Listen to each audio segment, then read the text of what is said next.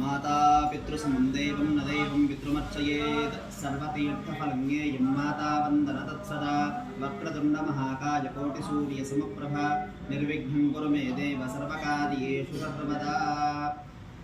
50 మంది భక్త మహాశయులకు అందరికీ నమస్కారం। ఈ సంవత్సరం సూర్యగ్రహణం గురించి అందరూ అడుగుతున్నారు।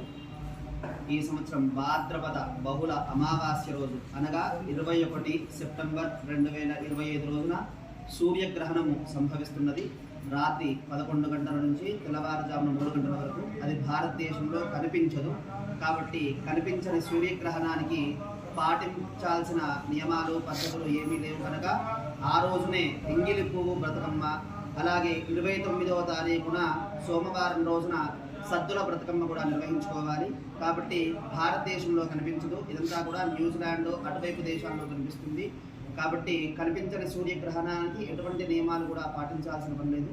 కాబట్టి అందరూ కూడా ఆ రోజు ఉదయాన్నే పితృదేవతలకు ఇవ్వాల్సిన తిలతర్పణాలు కానీ, అలాగే పితృ అమావాస్య నిర్వహించుకోవడం కానీ, ఆబ్దికాలు నిర్వహించుకోవడం కానీ అన్నీ ఆ రోజునే చేసుకోవచ్చును।